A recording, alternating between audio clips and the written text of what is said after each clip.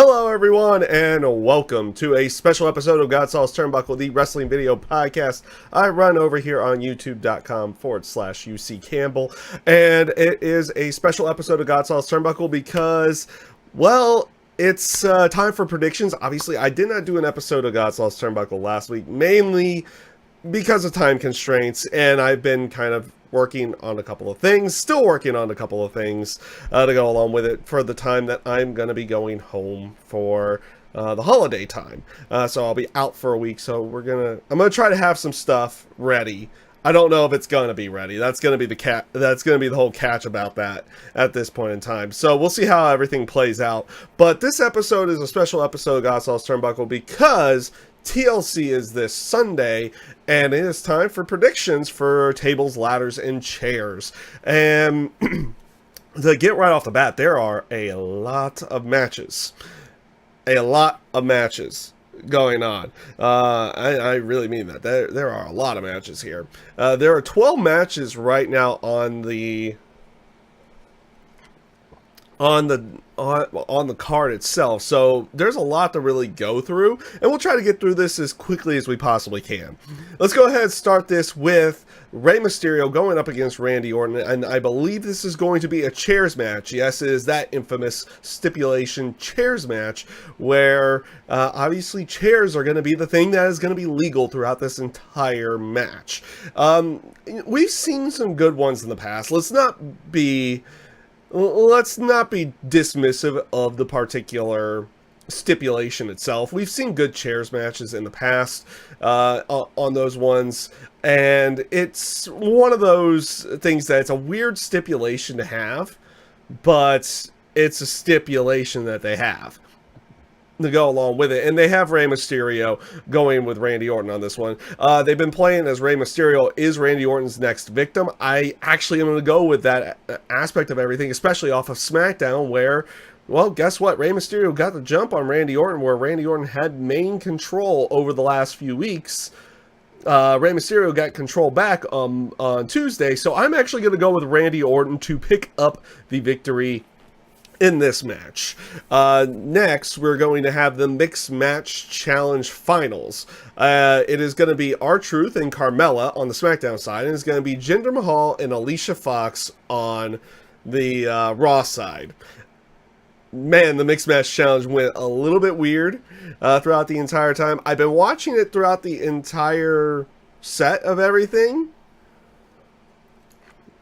through Facebook on there, just to see how everything would play off. And to be honest with you, the show, with the exception of the constant changes in putting people in, taking people out, this, and this, throughout the entire thing, it's going to be. It was definitely weird, but it was also thoroughly entertaining for the most part. Well, I'll be fair about that one. It was thoroughly entertaining style show, and I wouldn't mind it coming back again. Maybe not in the round robin style format that they had, because that's what that was one of the things that kind of caused most of the changes. Was either, I guess, based off of storylines, or off of injuries, anything to go along, actual injuries and everything to go along with that. There was just a lot of changes with this one, and they come up with R-Truth and Carmella going up against Jinder Mahal and Alicia Fox. And I'm going to go with R-Truth and Carmella to win this one. It just, out of all the groups that stuck together throughout the entire time, they were by far the most entertaining out of this. And they are kind of playing it off that, you know, yes, the winners get the 30 spots in the Royal Rumble, and then they also get a vacation to go along with it. That they're kind of playing off that they, especially over the last couple of years, with how the number 30 entrant in the Royal Rumble is kind of gone. I'm kind of okay with it being just this at this point in time, because people have been disappointed with the surprise. Well, let's not have the surprise on that one. Now, it would have been better if they could have put it on on people that were bigger stars to go along with that. but this kind of gives a little bit of a rub to some of the stars that you would consider probably don't have a good chance at winning the Royal Rumble. On there, they get that perception of the 30 spot, everything to go along with that. You know, even though it doesn't usually win most years, it just gives that perception of the 30 spot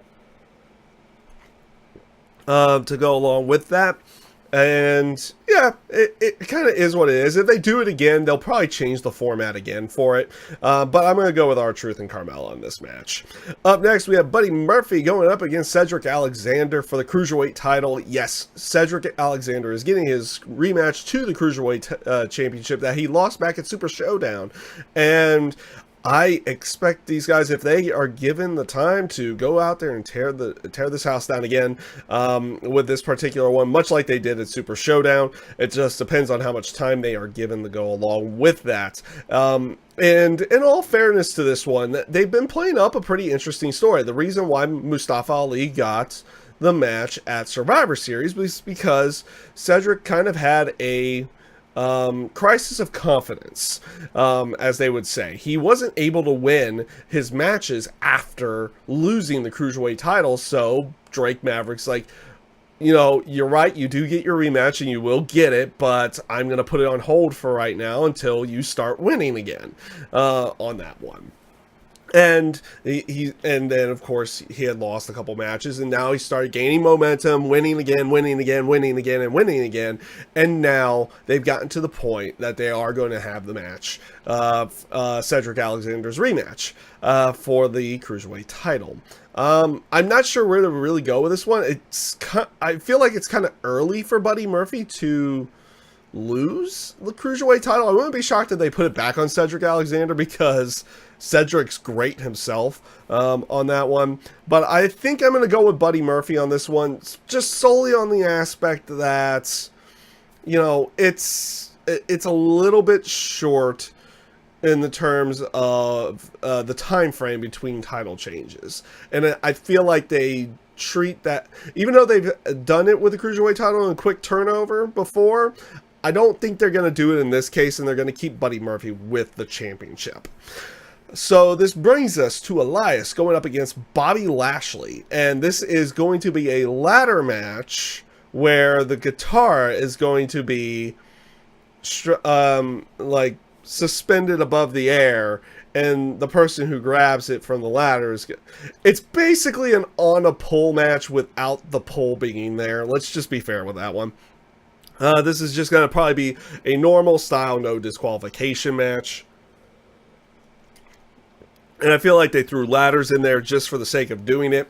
They probably would have called this an on a pole match if it was any other pay-per-view. But no, it's going to be a ladder match on this particular one. Based off of everything on Monday, where they've had they had Heath Slater be like a reluctant, corrupt referee, I feel like they will. I feel like costing Elias a match against Leo Rush, I feel like they'll put Elias over in this one. So I'm going to go with Elias picking up the victory in this particular match and getting a little bit of retribution. This brings us to Finn Balor going up against Drew McIntyre. No stipulation to this match. Like some of these matches, they don't necessarily have to have stipulations to them, but this one will not. This will be an interesting one as well. Hopefully Finn is feeling better. He was out with sickness throughout the week. Apparently he got sent home early from the South American tour on that side as well, but is expected to be back before expected to be back for TLC, and then we're going to have the match with the two of them. Based off of the story that they built through them up until Monday, obviously they put some more momentum behind Drew McIntyre on Monday, but that was getting his momentum back from his loss to Dolph Ziggler that was caused by Finn Balor. I feel like they're going to continue this momentum. As much as I want Finn to continually go over in his matches, we'll play off of that, I guess. And how much of a Finn fan I am. I feel like the storyline signifies, especially where they're going with everything, for a Drew McIntyre victory in this one. It's And Drew's done absolutely fantastic as a heel on Raw and everything to go along with that. And I feel like they're going to continue on with that momentum, and you're going to see a Drew McIntyre victory in this particular match. So this brings us to Natalya versus Ruby Riott, and it's going to be in a tables match. So I'll talk a little bit more about it in the traditional podcast, which we'll be doing a little bit later this week. But based off of what they did on Monday with the whole table and the Jim Anvil Neidhart thing, and based off the promo and everything to go along with that, I'm going to kind of go with Natalya. I'm going to go with Natalya in this one. It's kind of the feud ender. I feel like Ruby Riott, she needs to go over in a feud somewhere down the line, but I don't think based off of what they did Monday night, that this is that time for it. And I think this will be a feud ender, and I do see Natalya going over in this particular match. So this is going to bring us now to The Bar versus The New Day versus the Usos for the SmackDown Tag Team titles. Again, no stipulation to this particular one. Again, okay with that as well. So based off of everything that they've been doing, they've kind of played a interesting back and forth here. The New Day's in this one based off the fact that they won a match with Sheamus, Cesaro, and the Big Show on for the Thanksgiving Day episode, where they did a Thanksgiving themed match. So they kind of got in there through that. The Usos beat the Bar down the line in a tag team match, so they are getting those shots at the tag team titles to go along with that. They've done some interesting stuff. The rap battle that they did on Tuesday I thought was absolutely fantastic and hilarious to go along with it. Absolutely okay with what they did there. And the Bar went over at that time. So I'm kind of suspecting that we're going to get a title change. I'm suspecting we'll get a title change on this one. And I'm actually going to go with the Usos picking up the titles on this. I feel like the New Day, they'll get those tag titles again at some point, but I feel like it'll be the Usos this time around, going over the Bar and the New Day in this one. Mainly just, it feels like that would be the case if they're going to switch those tag titles. They're going to put them on the Usos at this time. And when it comes down to the SmackDown tag division, these are the three teams. These are the three best. And if they decide to do anything with the club, obviously the club would be great as well. And honestly, Sanity would be great to go along with it if they decide to bring them back into everything on that side. So SmackDown itself has a very good tag division, and it's just great to see where it technically is at this point. And more than likely, whenever the next shakeup happens, you'll probably see one or more of these teams head over to Raw to kind of help out that tag division with everything as well. Though that is just based off of the writing that they've done to the tag division over on Raw. This kind of hindered that particular division. So up next, and I was going based off of what they had in the card, how they had the card lineup put there based on WWE.com's. So up next, they actually had, and there were still 5 matches to go. They had Becky Lynch, Asuka, and Charlotte in a TLC match, tables, ladders, and chairs. It's going to be one of 2 of those tonight, obviously based off of how they're promoting, also the first one with the women, and for the SmackDown Women's title. So this, based off of what they've done, this is honestly supposed to be the main event of the show. I think a good chunk of people are most excited to see this particular match and where it goes. They have a lot of different things where they can go with it. They have a lot of interesting aspects to certain storyline elements that won't necessarily wouldn't necessarily mean for a Becky Lynch retaining the title in this one. Honestly, I think she's losing the title here in this particular match. And as much as I want to say it's going to be Asuka winning that title, I don't think it would be, though I think she'll get the biggest pop if she wins.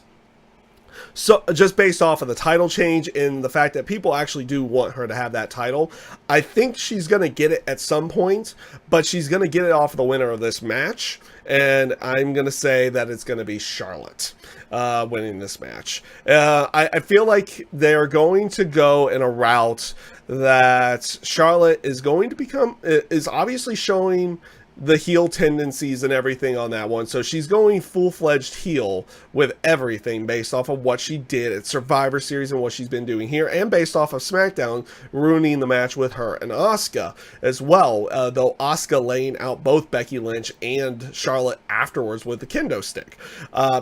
I feel like Charlotte ends up picking up the victory here. I wouldn't be shocked if Nia Jax gets involved in this match as well, costing Becky Lynch, teasing something for Royal Rumble time. But I also feel like you're going to have something down the line here with Charlotte and Ronda. Maybe they do something at the Rumble. Maybe something at the Rumble to go along with that. I don't know if that will be the case if they're going to go for that particular match at the Rumble between the two of them again. Because that one's going to need some closure as well based off of what happened in Survivor Series. But many people feel like, and I do feel like that's the case as well, that Becky and Ronda are going to be the WrestleMania match, while maybe we have Charlotte and Asuka again at WrestleMania, and maybe that's where Asuka picks up the title. So I'm going to go with Charlotte picking up the victory here. So after this, we have Ronda Rousey going up against Nia Jax for the Raw Women's title. Let's be fair on this one. Ronda's winning. Ronda's going to probably win this match. I don't see them putting the title on Nia Jax. Maybe they have Ronda go absolutely crazy and cause a disqualification. I don't know on that one. But putting the title on Nia at this point doesn't fit kind of where the narrative is supposed to be going. Though they could do that as well, just to have kind of a shock title change to go along with everything. I don't know. But I think this is one of those cases that the best way of going about this would probably be with Ronda picking up the victory and continuing on with kind of her dominant streak to go along with that. And they have a lot going forward for her to have with that women's title going into WrestleMania, going into Royal Rumble, everything on that side of it. I feel like Ronda is going to pick up the victory on this one. I don't see really a reason. I won't say not a reason, but I won't see it working storyline wise that you have Nia go over in this particular match. And again, I feel like we will see Nia in some way, shape, or form cost Becky Lynch the women's title as well on in the TLC match. That's kind of where I'm feeling they're going. Obviously, when you say things like this and then we put it out there, they probably just change everything up on the fly to go along with that. But we'll see how the narrative ends up going and where these two matches go, but I feel like Ronda Rousey picks up the victory here. So, for the second TLC match of the night, we have, it's still being advertised as Braun Strowman going up against Baron Corbin.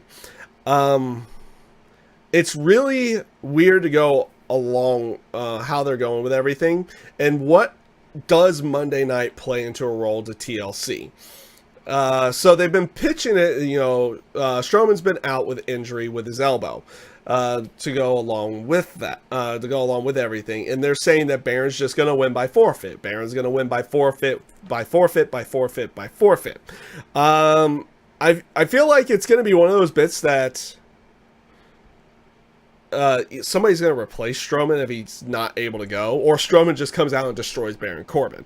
If it's Strowman that comes out, it's going to be Strowman winning. At that point, I feel that's how they would end up going. But I feel like they're going to have some kind of replacement there, and there's a lot of different ways that they can go along with this. If they do a replacement, they can technically have the out that yes, even if Baron loses, he doesn't lose his power over the general managership or anything to go along with that. I feel like in the end, Baron Corbin's time as general manager is not over with yet. on Raw, because the narrative is only, yes, the narrative has been going on for X number of months, but certain points in the story have only been happening over the last couple weeks, especially with the Heath Slater thing. Anything to go along with that. Though they have the ability to go out there and everybody who's been wronged by Baron Corbin in some way, shape, or form, or perceived to have been wronged by Baron Corbin, could cost him the match in this particular one.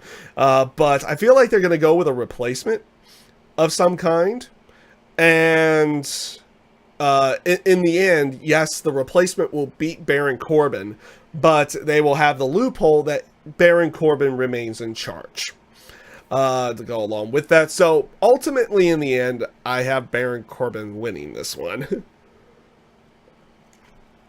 Because he will still be in power. Now, what does that mean for a Brock Lesnar Braun Strowman match at Royal Rumble? Who knows? With what they do there and what they decided right there. So I'm just gonna go with the aspect of, I feel like they're gonna have Braun come out there, do one move, and it's done. So we're gonna go with Braun Strowman on that one. Otherwise, I feel like Baron Corbin eats the loss. He'll eat the loss in the match. If it's a replacement, he'll still remain in power somehow. But if Braun comes out there, then they're kind of ending this storyline to go along with that. They could do a lot of different things with this particular one and have it go either way. There's been a lot of rumors going out there. I'll talk about those rumors on the actual podcast, everything to go along with that as well down the line. So we'll see how that one plays out and where we go with everything on that one. So this brings us to the Intercontinental title match, which is going to be Seth Rollins going up against Dean Ambrose. And by Dean Ambrose, I mean his character's over here one week, his character's over here one week, then it's that way, then it's that way, then it's that way, then it's that way. That's better. His character's kind of going all over the place. 1 week he's saying that the Shield is atoning for has to atone for their sins of the past. Then he says he was very proud of what he did as the Shield member, and he calls himself the moral compass of the WWE. And then he's also getting injections and wearing gas masks, and to a certain degree, I kind of like some of the stuff that they did there, but it's just all over the place. But with that being said, I feel like Dean Ambrose is going to pick up the victory here.